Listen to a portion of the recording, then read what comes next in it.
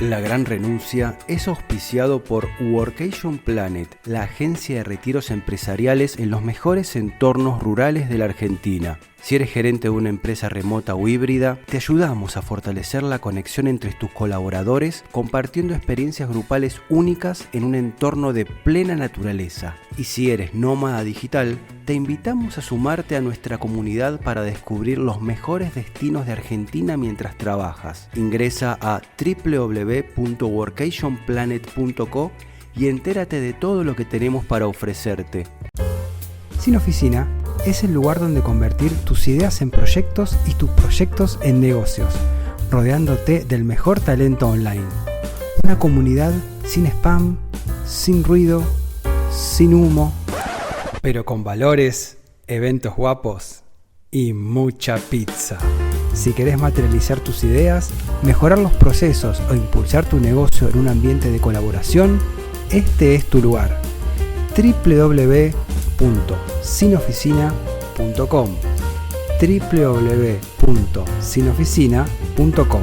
Animate y salí de la cueva. Workation Planet y sinoficina.com presentan La Gran Renuncia. Bienvenidos a un nuevo capítulo de La Gran Renuncia. Nuestro invitado de hoy es Diego Pando, expresidente de la Asociación Argentina de Estudios de Administración Pública. Tiene un doctorado en Ciencias Políticas y de la Administración de la Universidad Complutense de Madrid. Es politólogo con maestría en Administración y Políticas Públicas. Es profesor de grado y posgrado en la Universidad de San Andrés, Argentina, donde dirigió el programa de gobierno electrónico. Ha sido consultor en organismos internacionales como el BID, UNESCO, la CAF y otras en temas relacionados a la utilización de tecnologías digitales como herramientas para fortalecer la gestión pública. Bienvenidos a La Gran Renuncia, claves para una gerencia remota. Diego, bienvenido y gracias por aceptar nuestra invitación. Muchas gracias a ustedes por la invitación y a disposición. Diego, se ha hecho mucho énfasis y esfuerzos en aumentar el uso de herramientas digitales, el uso del Internet para el ciudadano, para que pueda gestionar diferentes actividades online. Pero te quería preguntar si eso ha llevado a que también en el sector público se haga presente o se desarrolle la modalidad de trabajo remoto. Nosotros desde la universidad y con mi equipo de investigación tenemos una agenda muy orientada a lo que es el fortalecimiento del Estado, que aborda diferentes cuestiones que tienen que ver con la planificación, la coordinación, la transparencia, la rendición de cuentas, la evaluación, el empleo público y las tecnologías digitales, y ponemos énfasis no solo en esas cuestiones, sino que también ponemos énfasis en la interrelación de esas cuestiones. Y concretamente, en el programa de investigación que dirijo, focalizamos en la interrelación entre tecnologías digitales y empleo público, que como decía anteriormente, son dos cuestiones centrales para fortalecer el aparato estatal, para fortalecer las capacidades estatales, para fortalecer la calidad de los bienes y servicios que presta el Estado, para de alguna manera estar en sintonía con las demandas cada vez más complejas y heterogéneas de nuestras sociedades. Y en ese contexto fue que nosotros realizamos, en el marco de este programa de investigación, dos trabajos orientados a analizar el trabajo remoto en la administración pública de Argentina en el contexto de pandemia, ¿no? Como bien sabemos y como bien hemos sufrido pocas veces en la historia, no solo en nuestro país, sino también, por supuesto, a nivel internacional, el Estado se vio tan exigido como en ese contexto de pandemia, y fue ahí entonces que desarrollamos dos investigaciones a partir de dos encuestas. Una encuesta orientada a conocer las condiciones de trabajo remoto de los directivos públicos de lo que en Argentina es la administración pública a nivel nacional. Eso se hizo a mediados del 2020. Encuestamos a directores nacionales, generales, simples y coordinadores, lo que se denomina la alta dirección pública. Hicimos 289 encuestas de un universo total de 2.500 directivos públicos, aproximadamente el 12%. Eso por un lado. Y por otro lado, hicimos otra encuesta en lo que fue la segunda ola de la pandemia a mediados del 2021 para conocer las condiciones de trabajo remoto de los directivos públicos de la administración pública de provincias. ¿Sí? Bueno, Argentina tiene 24 provincias e identificamos 5 provincias de diferentes regiones del país, de diferentes signos políticos, ¿sí? Conducidas por diferentes signos políticos: Chaco, Entre Ríos, Mendoza, Río Negro y Tucumán. Y también ahí aplicamos un cuestionario que obtuvo 549 encuestas de un universo total de aproximadamente 2.900 agentes, es decir, casi el 19% de la población fue encuestada a través de este formulario web de carácter anónimo. Y ahí sí me gustaría plantear 2 o 3 ideas que me parece que son relevantes. Primero, ¿por qué alta dirección pública? Bueno, la razón por la cual focalizamos en la alta dirección pública tiene que ver con el carácter estratégico que tiene este segmento para el funcionamiento y para la conducción del Estado. Digo, es un espacio que concentra los procesos de gestión y elaboración de políticas públicas y que articula con los cargos políticos, ¿sí? Y con los cargos técnicos, con la burocracia de rango medio y rango bajo, dialoga, como decía, con la política y dialoga con la burocracia. Y el trabajo remoto para este segmento directivo fue un enorme desafío para mantener la unidad, para mantener la productividad de sus equipos de trabajo, sin importar la ubicación de cada uno de los miembros. Y ahí el principal hallazgo que obtuvimos, tanto en la primera encuesta para directivos públicos a nivel nacional, como para la segunda encuesta, directivos públicos de nivel provincial, fue que más del 70% de los directivos consideró como muy positivo el trabajo realizado y consideraba que podían y que debían mantenerse esas instancias de trabajo remoto una vez salidas de la pandemia. Uno tenía la intuición, ¿sí?, acerca de esa valoración positiva del trabajo remoto, y lo que hizo de alguna manera la encuesta fue, o las encuestas fueron aportar evidencia empírica en sintonía con nuestras intuiciones. Lo cual, por supuesto, no quiere decir que no haya estado exento de desafíos y de cuestiones críticas vinculadas, por ejemplo, a el aumento de la carga de trabajo que se desarrolló en el marco de la pandemia y a partir del trabajo remoto, desafíos y cuestiones críticas vinculadas a las dificultades para la desconexión digital, ¿no? Esto que siempre se suele decir del trabajo remoto, que muchas veces es difícil separar la vida personal, familiar, de la vida laboral. Particularmente crítico fue en la primera ola de la pandemia, donde además la escuela estaba en la casa, ¿sí?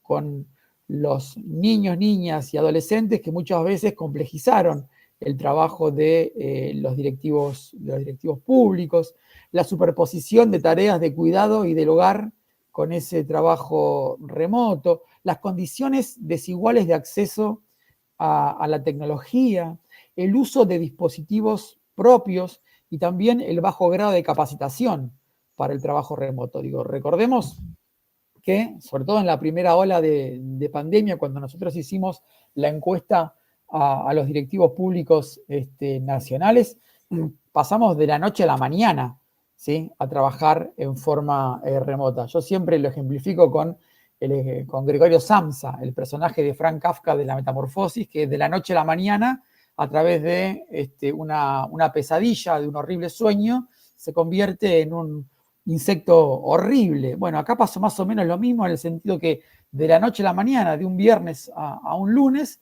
¿sí?, no solo en el sector público, también en el sector privado, pero como decía anteriormente, nuestro foco de interés está en el sector público. Millones de trabajadores estatales pasaron a trabajar en forma remota, en un contexto crítico, en un contexto inédito, y a pesar de todo eso, como decía recién, la valoración que hicieron fue sumamente positiva.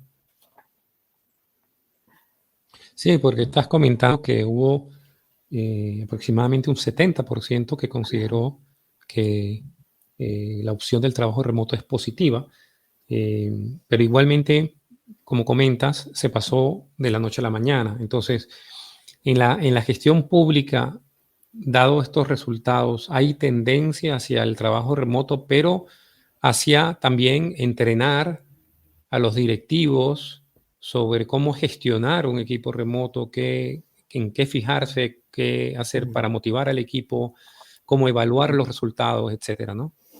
Sí, acá no tengo buenas noticias.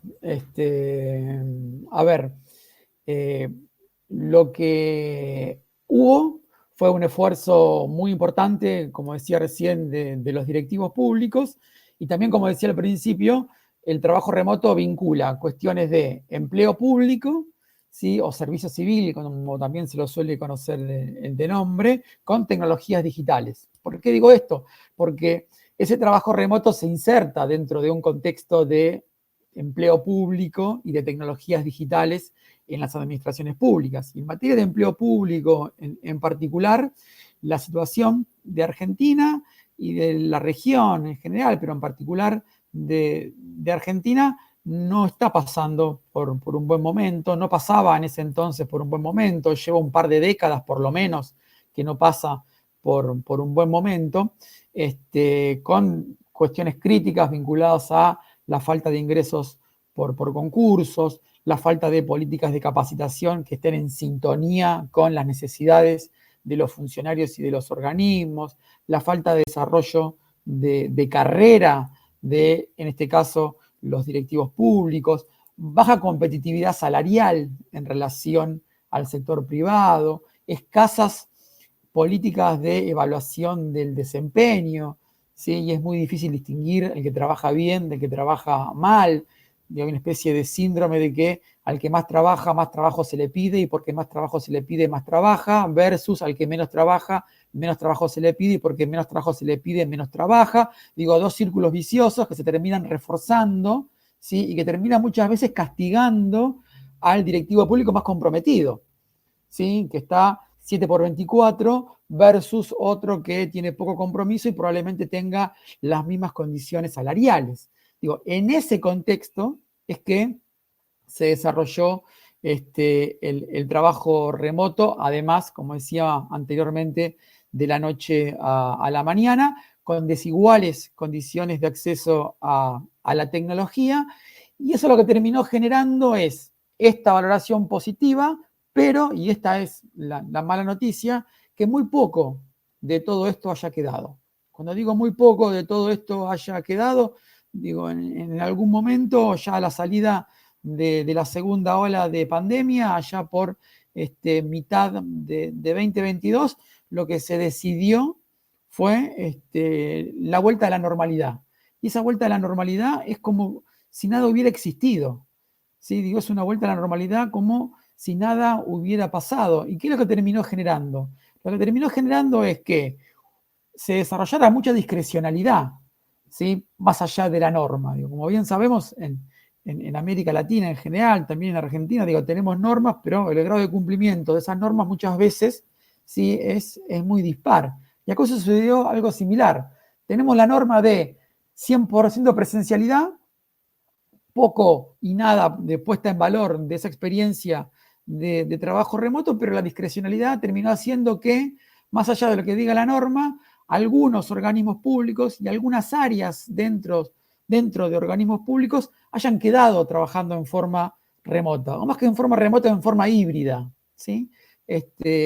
Yendo algunos días a la oficina, trabajando otros días de su casa. Ahora eso no quedó regulado, ¿sí? Porque de vuelta la regulación es 100% presencialidad, pero cada organismo público, en función del peso del ministro o ministra, en función de diversas situaciones que no tienen que ver con la valoración del trabajo remoto, decidió de alguna manera acomodarse a las nuevas circunstancias más allá de lo que decía la normativa. Y también, digo, la otra mala noticia es que no hubo instancias de evaluación en relación a la experiencia del trabajo remoto, más allá de lo que se puede haber hecho, de lo que nosotros hicimos en relación a los directivos públicos, porque también es cierto que no todo el empleo público son altos directivos públicos. ¿Sí? Digo, hay otros sectores, como hablábamos antes, burocracia media, burocracia de nivel más bajo, ¿sí? Que no quedó evaluada cómo fue la experiencia de esos sectores en materia de trabajo remoto, y terminamos haciendo casi que como si no hubiera existido nada, al menos desde el punto de vista formal, y desde el punto de vista real, cada organismo terminó haciendo lo que consideró, tomando decisiones también de manera muy intuitivas. ¿Sí? Y esto me parece que es otro problema que tenemos en las administraciones públicas, que se toman decisiones, pero decisiones poco basadas en la evidencia, decisiones poco basadas en los datos, decisiones poco basadas en la evaluación y el monitoreo de cómo fue la experiencia de trabajo remoto, y hoy lo que tenemos es una gran heterogeneidad en términos de trabajo remoto en nuestras administraciones públicas. Fascinante, nunca habíamos charlado en este podcast que es acerca de gerencia remota y trabajo remoto, acerca de la relación entre y la administración pública. En general lo hablamos acerca de empresas privadas y bueno, me parece fascinante el universo que estás mostrando. Un millón de preguntas para hacerte, pero una es, también desde mi experiencia en el sector público como trabajador, entiendo mucho lo que estás diciendo desde ese punto de vista, te comprendo bastante. Y la pregunta es, ¿por qué cuesta que se instale o que uno se apropie? ¿Por qué cuesta que el Estado se apropie de la manera remota de trabajar y esté esta adoración hacia la presencialidad, ¿no? O que no se tome por lo menos en serio. Es por una cuestión cultural de años, porque ni siquiera hay capacitación en ese sentido en las diferentes dimensiones administrativas, por lo que escucho. Quizás por lo que viví un poco desde un punto de vista personal, no es como, viste, la buena de Dios, y después volvemos al trabajo en serio, entre comillas, que es en la oficina como tiene que ser. ¿De dónde sale esta consolidación? ¿Qué te parece a vos?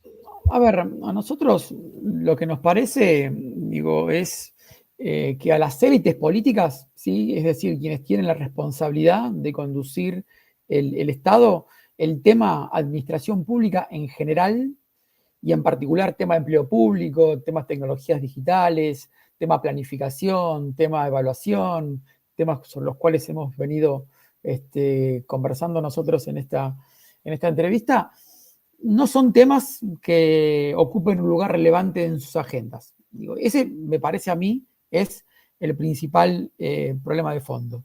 Y es una paradoja porque, por lo menos en Argentina, en los últimos 20 años, hemos tenido gobiernos que, por lo menos desde el punto de vista retórico, ¿sí? Valoran la intervención del Estado, ¿sí? Que creen en el Estado. Ahora, esta es la paradoja. Digo, creemos en el Estado, hablamos muchas veces del Estado presente, sin embargo, no se equipa al Estado de herramientas, procesos, recursos para mejorar su forma de intervención, ¿sí? Y en ese sentido pasa esto que estamos pasando, ¿sí? Digo, toda una experiencia inevitable como fue la del trabajo remoto no pudo ser puesta en valor, y terminó todo volviendo a la normalidad como si acá no hubiera pasado nada. El problema, insisto, digo, es que estos temas, en particular el trabajo remoto, empleo público, tecnologías digitales, no ocupan un lugar relevante en la agenda de las élites políticas, que son en última instancia quienes tienen la responsabilidad de conducir el aparato estatal. Nadie dice que trabajar en forma remota sea sencillo. Como decía anteriormente, nadie propone que el trabajo sea 100% remoto, pero hay mucha experiencia en materia de trabajo remoto. De hecho, no es nuevo el trabajo remoto. Nosotros lo que hicimos en otra investigación a partir de estas dos encuestas fue hacer una especie de relevamiento bibliográfico en relación a, bueno, ¿qué se conoce sobre el trabajo remoto? ¿Sí? Trabajo remoto que lleva 5 décadas aproximadamente. De hecho, las primeras iniciativas de trabajo remoto, por lo menos que nosotros identificamos, fueron a principios de la década de los 70 en Estados Unidos. Y entonces hicimos una revisión bibliográfica para tener en cuenta las pautas a considerar para avanzar en materia de trabajo remoto, en donde identificamos ¿sí? La capacitación, la importancia en el sector público de contar con normativa, ¿sí? Para que guíe e identifique criterios específicos, teniendo en cuenta la heterogeneidad de organismos y la diversidad de trabajos, ¿sí? Porque no es lo mismo el trabajo remoto para alguien que está con el tema trámite, ¿sí? Que se pueden digitalizar esos trámites y que pueda haber una mesa de entrada virtual, que el trabajo remoto para las fuerzas de seguridad, por ejemplo. Digo, todo eso es parte del trabajo remoto, o todo eso es parte de la administración pública, pero tienen diferentes condiciones, obviamente, de acceso y de posibilidades al trabajo remoto. La importancia de la claridad de metas y de objetivos, la importancia de la organización de procesos de trabajos, la importancia de invertir en sistemas de información y de comunicación, la importancia de la gestión de la documentación, la importancia de evaluar el rendimiento de las personas que trabajan en forma remota. Digo, condiciones necesarias para avanzar en materia de trabajo remoto, que tienen una precondición. Y la precondición es que quienes conducen el aparato estatal, que insisto, son las élites políticas, se pongan estos temas en sus agendas.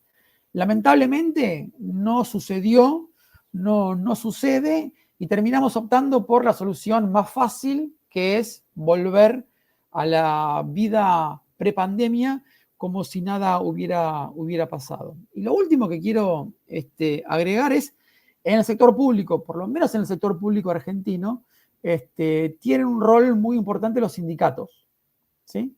Y los sindicatos, en primer lugar, no le encontraban la vuelta al tema de trabajo remoto en términos de posicionarse frente al trabajo remoto. Después, lo que empezaron a identificar, ¿sí? Era que la tasa de sindicalización, ¿sí? Empezó a bajar como consecuencia del trabajo remoto, y ante la duda, ¿sí? Lo que terminaron generando fueron presiones para volver a la normalidad, ¿no? Más vale malo conocido que bueno por conocer, se suele decir, y terminamos yendo hacia esa situación de presionar para la vuelta a la normalidad en el marco de lo que decía anteriormente, una enorme discrecionalidad, porque algunos organismos siguieron y siguen trabajando en forma híbrida, mezclando lo remoto con lo presencial, otros siguen trabajando de manera presencial como si nada hubiera pasado, y la heterogeneidad de situaciones termina también complicando todo este panorama. Es interesante, ¿no? Como una herramienta tecnológica o una situación tecnológica empieza a traccionar también diferentes fuerzas e intereses, que no es solamente una compu en el medio, sino que hay un montón. Y me interesaría preguntarte sobre el tema del liderazgo en el sector público. Vos dijiste que han estado entrevistando también a directivos, y ya gerenciar o liderar remotamente en una empresa es un emprendimiento interesante. Quizás a veces estamos medio perdidos para ese objetivo. ¿Pudieron charlar un poco de cómo es motivar equipos? Porque aparte, motivar equipos ya en la presencialidad del Estado ya es todo un tema. Ahora, ¿cómo se motivan a los equipos y cómo se dirigen los equipos de manera remota y encima en el Estado? ¿Cómo fue esto? El principal elemento es trabajar por el lado de la vocación de servicio público. Sin dudas, ese es el principal elemento en términos de motivación. Todos los directivos públicos con los cuales charlamos, y esto es una situación que lleva, por lo menos, como decía anteriormente, un par de décadas, plantean justamente el tema de la motivación como un desafío central para la conducción de sus equipos de trabajo, porque no existe la remuneración variable, ¿sí? Como puede existir en el sector privado, o no hay flexibilidad para ir hacia otras formas de pago como puede tener el sector privado, cumplimiento de metas, cumplimiento de objetivos, gestión por resultados y cosas por el estilo. No es que no se pueda hacer, no se hace en el sector público en comparación con el sector privado. Y eso hace que los directivos públicos, para conducir estos equipos de trabajo, tengan que apelar, como decía recién, fundamentalmente a través de la vocación de servicio público. ¿Qué es lo que pasa? La vocación de servicio público en algún momento se termina. ¿Se termina en qué sentido? Se termina en el sentido que muchas veces se castiga esa vocación de servicio público, un poco por lo que decía antes. Cuando vos tenés un sistema de empleo público bastante deteriorado, como el argentino, en donde, por ejemplo, no hay evaluación del rendimiento y no se distingue, ¿sí?, aquel que se compromete de aquel que no se compromete, y muchas veces se lo termina castigando al que se compromete porque cobra lo mismo que el que no se compromete y está 7x24 trabajando para el organismo. Lo que termina sucediendo muchas veces es que esa gente pierde la motivación y esa gente se termina yendo. Los más buenos, sí, los mejores, se terminan yendo. Pasa mucho con el segmento de entre 30 y 40 años, ¿sí? En Argentina.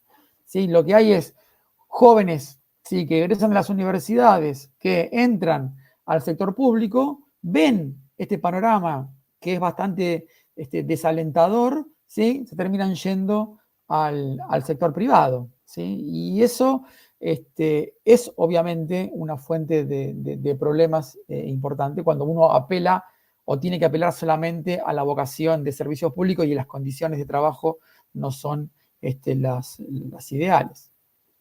¿Y por qué le convence? Vos decís que la dirigencia política o la élite política no quiere, digamos, invertir de alguna manera o poner sus esfuerzos en esta agenda. ¿Por qué le convendría hacerlo? O sea, porque si no lo hace yo puedo pensar de que porque no le conviene, porque no sirve. ¿Por qué le convendría en este caso? Toda sociedad desarrollada tiene un Estado fuerte. ¿Sí? Digo, pensemos los países que de alguna manera son desarrollados o incluso países que uno puede admirar, ¿sí?, y todos tienen un Estado fuerte. Detrás de una sociedad desarrollada hay un Estado fuerte. Cuando digo fuerte es independientemente del tamaño, ¿sí?, porque son dos discusiones que van en paralelo. Por un lado el Estado puede ser grande, mediano, pequeño, cuestión de tamaño. Ahora, el Estado, sí, puede ser fuerte o puede ser débil. Lo que tenemos son diferentes situaciones. Si vos mirás la experiencia internacional, todos los países desarrollados, independientemente del tamaño del Estado, tienen un Estado fuerte. ¿Sí? Hay un clásico de las políticas sociales de Gösta Spin-Andersen, que se llama Los tres mundos del estado de bienestar, donde él de alguna manera muestra esto, ¿sí? El Estado en Estados Unidos es relativamente pequeño, ¿sí? Hay mucha producción de bienes y servicios por parte del mercado. En la Europa continental, Francia y Alemania, el Estado es más grande, ¿sí?, que el Estado en Estados Unidos, ¿sí?, pero es más chico que el Estado en los países escandinavos, Suecia, Finlandia, Dinamarca y Suecia.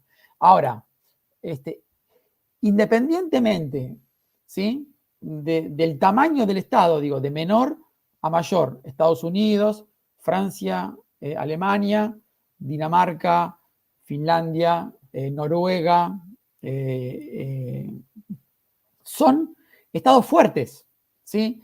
Estados fuertes que planifican, estados fuertes que coordinan, estados fuertes que evalúan, estados fuertes que tienen un servicio civil o un empleo público desarrollado, estados transparentes, estados que rinden cuenta. Digo, no hay desarrollo posible de una sociedad en términos de crecimiento económico e inclusión social si no se hace a través de un Estado fuerte. Digo, por eso les convendría, ¿sí? Uno podría decir, y si les conviene, ¿por qué no lo hacen? Bueno, también ahí entra a jugar un tema de horizontes temporales, decimos nosotros. Digo, invertir en desarrollar capacidades estatales lleva tiempo, ¿sí? No es una tarea que va a rendir frutos probablemente el año que viene, ¿sí? Digo, exige una mirada de mediano y largo plazo, en donde probablemente los costos estén al principio, los beneficios en el mediano y largo plazo, y eso implica definir consensos, ¿sí? Consensos que suelen estar ausentes, lamentablemente, en nuestro país desde hace bastante tiempo, y eso es lo que termina generando que no se desarrolle una política de fortalecimiento del aparato estatal para estar en sintonía con las necesidades de los ciudadanos. Si uno ve la política educativa, la política de la salud, la política de seguridad, la política económica, de empleo, cualquier política, ¿sí?, requiere de una administración pública fuerte. Yo siempre lo pongo con la metáfora del iceberg, ¿no? Digo, la parte que emerge del iceberg, la parte visible, serían las políticas. Ahora, la parte visible no se explica si no es una parte sumergida, que en el caso del iceberg es entre 6 y 8 veces más grande, ¿sí? Que el ciudadano no ve, pero que es clave para entender la calidad de la política educativa, laboral, de salud, lo que fuere. Esa parte sumergida del iceberg tiene que ver con lo que hablábamos antes, ¿no? Estos procesos, estas herramientas, estos recursos, como la planificación, la coordinación, el empleo público, las tecnologías digitales, la evaluación, la transparencia, la rendición de cuentas, el presupuesto, ¿sí? Que el ciudadano no lo ve cuando se invierte en eso, pero que termina siendo clave para explicar la calidad de las acciones del Estado, la calidad de las políticas públicas. Ahora, la movida hacia el trabajo remoto producto de la pandemia y después de muchas situaciones donde se vio la ventaja del trabajo remoto, la gente pudo ver que la calidad de vida era diferente, el equilibrio, trabajo, vida privada, la flexibilidad. Eso, siendo que el sector público volvió para atrás completamente, no creó renuncia de las personas. Hay una estadística que dice, bueno, post pandemia y retorno a la oficina, hubo una renuncia por parte del sector público, de trabajadores públicos. En el sector público en general eso no sucedió tanto, sí sucedió, y me consta también, más en el sector privado y en particular en algunas industrias. En el sector público lo que terminó sucediendo es que esta vuelta a la normalidad, y en base a la poca evaluación que hubo y también en base al contexto en el cual se desarrolló el trabajo remoto. Yo siempre rescato que nosotros vivimos trabajo remoto en pandemia, ¿sí? No vivimos el trabajo remoto que dice la literatura, o que estudia la literatura, o que recomienda la literatura. Fue trabajo remoto en una situación inédita, ¿sí? Que quizás tiene su último antecedente con la gripe española, la denominada gripe española de 100 y pico años atrás. Por lo tanto, todas las potencialidades del trabajo remoto que vos recién marcabas, que yo comparto, ¿sí?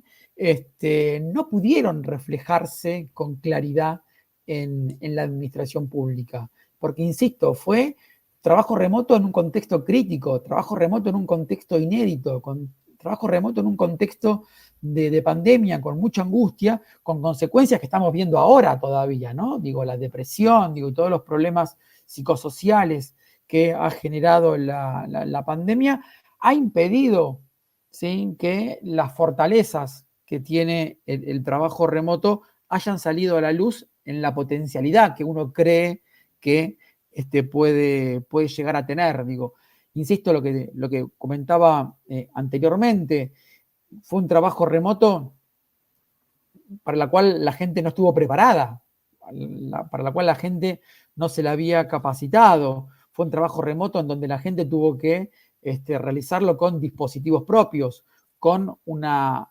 desigualdad muy importante en términos de acceso a la tecnología, condiciones de internet, computadoras, sillas ergonómicas, por ejemplo.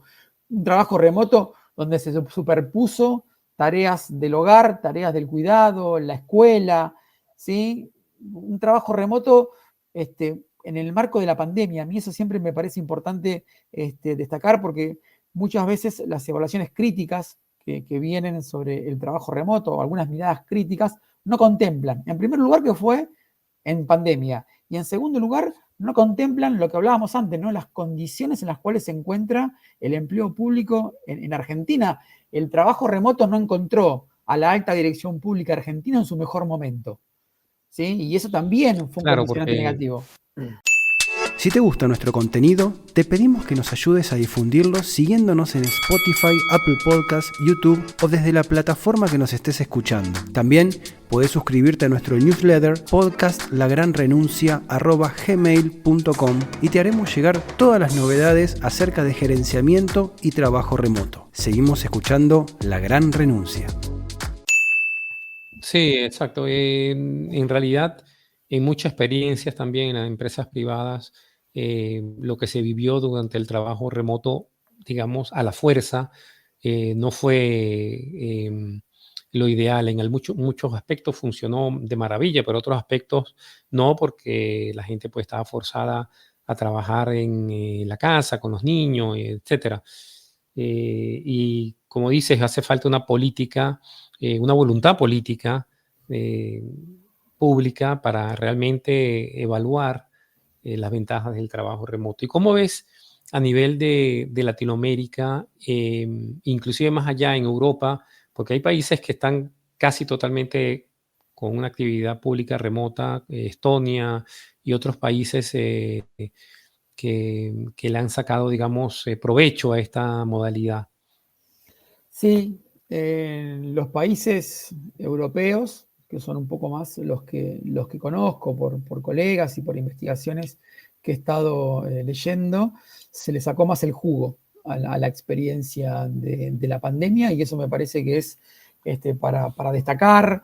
Se elaboraron normas, ya venían con una situación mucho más avanzada en términos de pruebas piloto, en términos de trabajo virtual.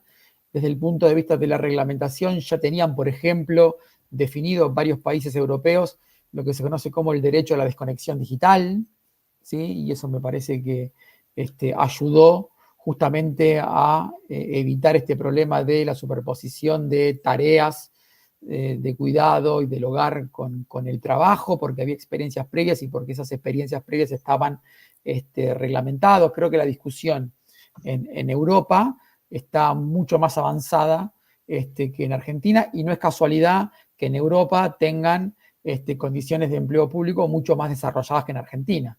Digo, la discusión sobre trabajo remoto es de alguna manera menos compleja de dar en Europa con un sistema de empleo público más desarrollado que en América Latina en general y que en Argentina en particular. Y después también es verdad el caso Estonia, es verdad que hay países que han avanzado mucho en materia de digitalización. También es verdad, y yo siempre me encargo de remarcarlo, que es muy importante ver lo que hace el mundo, es muy importante ver lo que hacen los países desarrollados en este tipo de cuestiones y en todas las cuestiones. Y tan importante como identificar lo que hacen es contextualizar, ¿sí?, los que hacen, porque de vuelta, las condiciones de empleo público en general de los países europeos no son las condiciones de empleo público de los países latinoamericanos. Las condiciones de acceso a la tecnología en Europa no son similares a las condiciones de acceso a la tecnología en América Latina. Digo, América Latina tiene, como ustedes bien saben, es la región más desigual del planeta y esa desigualdad social se refleja en la brecha digital, ¿sí?, en donde no todos tienen acceso. Y no solamente es una cuestión de acceso, sino también es una cuestión de alfabetización digital y calidad de las conexiones, ¿no? Infraestructura, ¿sí? En términos generales, en Argentina, por lo menos que es donde más conozco, la banda ancha es cara y es lenta, en comparación no solo con Europa, también en comparación con países de la región. Digo, ese tipo de condiciones juegan al momento de hacer los análisis comparados. Por eso te digo, es importante saber lo que hace el mundo, obviamente hay que mirar el caso de Estonia, hay que mirar el caso de Gran Bretaña, ¿sí?, en donde hablábamos antes de los sindicatos británicos tuvieron una posición muy oscilante en términos del trabajo remoto. Al principio dijeron no, después dijeron sí, después dijeron, bueno, veamos. Hay que mirar todo eso y tan importante como identificar experiencias es contextualizarlas porque de vuelta el contexto juega, sobre todo en estos temas, un rol muy importante. Sí, está el tema de las zonas rurales, sin duda, es limitante, eso lo vivimos nosotros a diario, pero digamos que se comenzara, al menos con las capitales, con Buenos Aires, con Córdoba, eh, hacia esa dirección, ¿no? Pero si no hay la voluntad, porque también hay situaciones, inclusive pasó hace poco en Ecuador, que por temas de seguridad, de banda, no sé qué quilombo había allí, que el gobierno mandó a todo el mundo a trabajar desde casa. Entonces, también está el cambio climático. Entonces, quizás no tan fuerte aquí en Argentina, pero hay países o regiones donde un invierno puede ser como que imposible salir de la casa. Entonces, también están esas ventajas o esas situaciones que permitían que la maquinaria siguiera funcionando si hubiera la opción remota, ¿no? Absolutamente, absolutamente. De hecho, nosotros tenemos como hipótesis que las miradas favorables al trabajo remoto vienen de aquellos directivos públicos cuyas tareas tienen una fuerte naturaleza tecnológica, aquellos que pueden armar rutinas y pautas laborales bien definidas para que los equipos de trabajo no tengan que estar tanteando qué hacer o qué hacer en determinadas circunstancias. Aquellos que tienen, y en línea con lo que vos planteabas, ¿no? Por ejemplo, un largo trayecto para llegar a sus ámbitos laborales. ¿Sí? Tienen una mirada favorable del trabajo remoto, o los que trabajan en red, ¿sí? O los que trabajan en forma más proactiva y flexible en base a objetivos y a resultados. Digo, esos directivos públicos tienen una mirada más favorable al trabajo remoto. Y a la inversa también, ¿no? Digo, la versión o la visión crítica del trabajo remoto suele estar dada por aquellos directivos públicos que tienen una actitud más bien negativa hacia la tecnología. Digo, pensemos que también juega la cuestión generacional, ¿no? Digo, empiezan a convivir dentro de los organismos públicos 3 al menos generaciones que se han aproximado de manera distinta a la tecnología, ¿no? Digo, los nativos digitales, los inmigrantes digitales y la gente que está en la transición, ¿sí?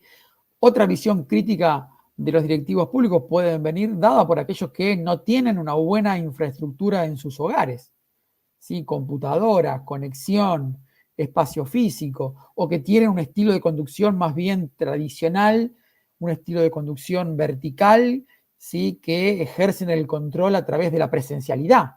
¿Sí? Si yo no veo a mi equipo acá, por más que estén jugando al Candy Crush, ¿sí? En sus computadoras, pero si yo no los veo, ¿sí? En la oficina de 8 a 16, 17 horas, no están trabajando, o yo creo, ¿no?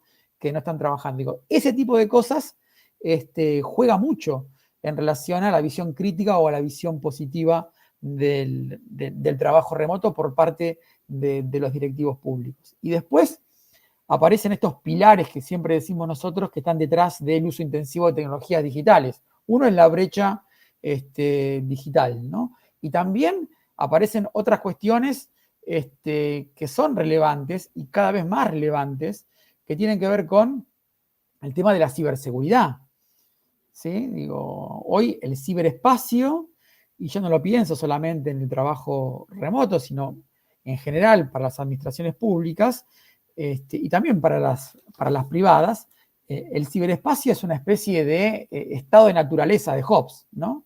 Donde no hay reglas, donde hay una anarquía total, en donde todo el tiempo vemos, ¿sí? Cómo se hackean los servidores, las bases de datos de organismos públicos, también de empresas privadas, ¿no? Digo, robo de identidad y cosas por el estilo que vemos que le ha pasado a WhatsApp, le ha pasado a Facebook, le ha pasado a LinkedIn, le pasa a Mercado Libre, a Mercado Pago, Ualá, ¿no? Pasa en el sector privado, también pasa en el sector público, digo, en particular, en este año en Argentina hubo violaciones a las bases de datos de, por ejemplo, lo que es el PAMI, ¿no? La obra social de los jubilados, ¿sí? 800.000 historias clínicas, ¿sí?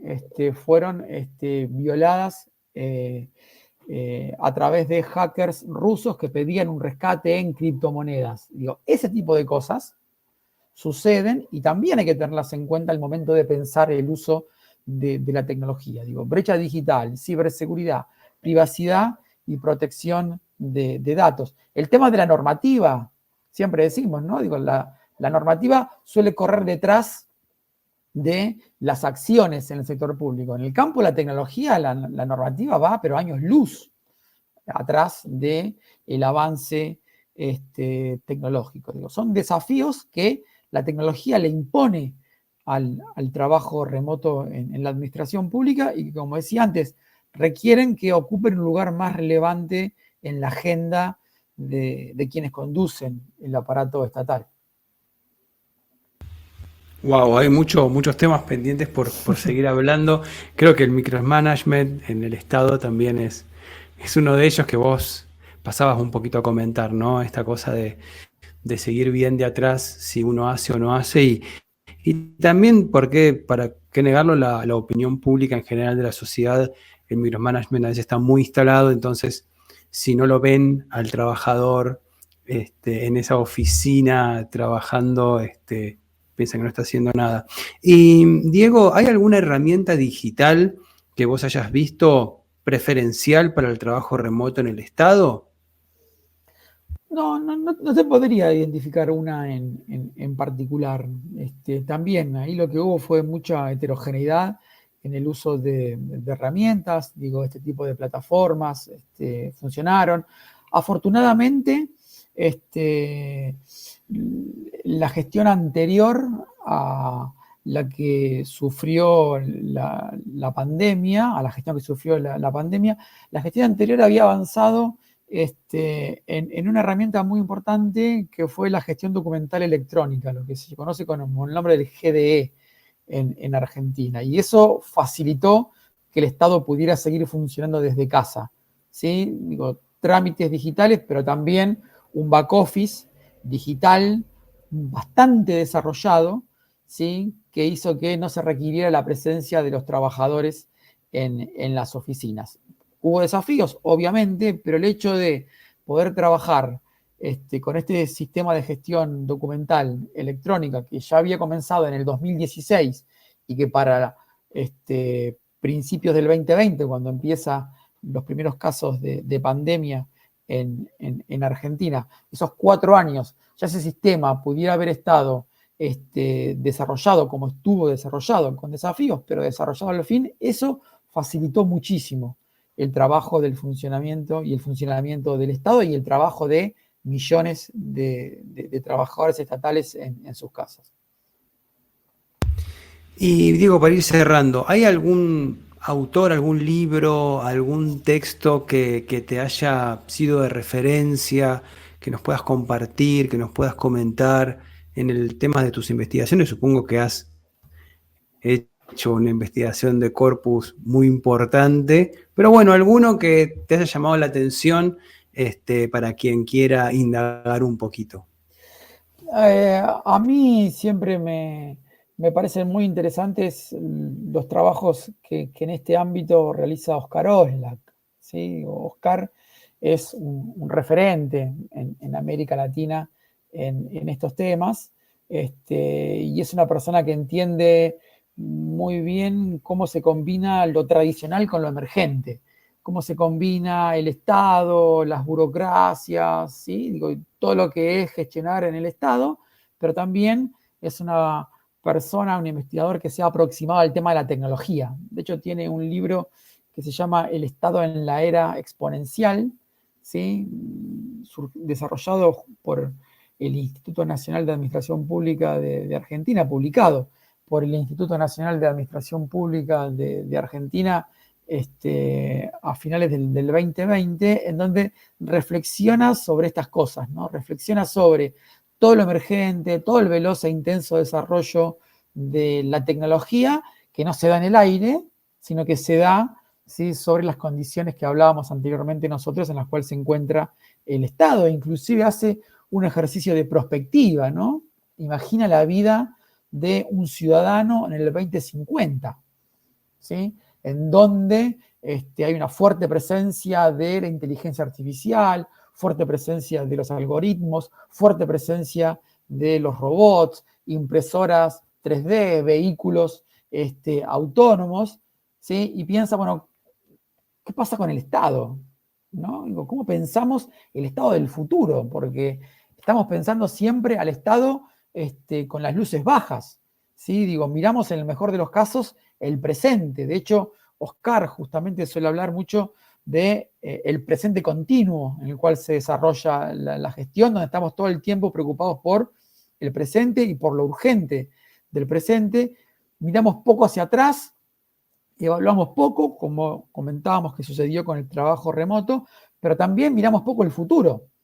¿Sí? Digo, no planificamos, ¿sí? El futuro, que no es lo que voy a hacer en el futuro, sino que es dónde voy a estar en el futuro y qué voy a hacer o qué tengo que hacer o qué tengo que empezar a hacer desde ahora para estar como quiero estar en ese futuro. Digo. Y ese trabajo de Oscar Oslak, el estado en la era exponencial, de alguna manera concilia presente, pasado con futuro y cruza estas cuestiones de empleo público con cuestiones de tecnología y otras cuestiones que hemos conversado, la planificación, la coordinación, la transparencia, la rendición de cuentas, el monitoreo y la evaluación de políticas públicas.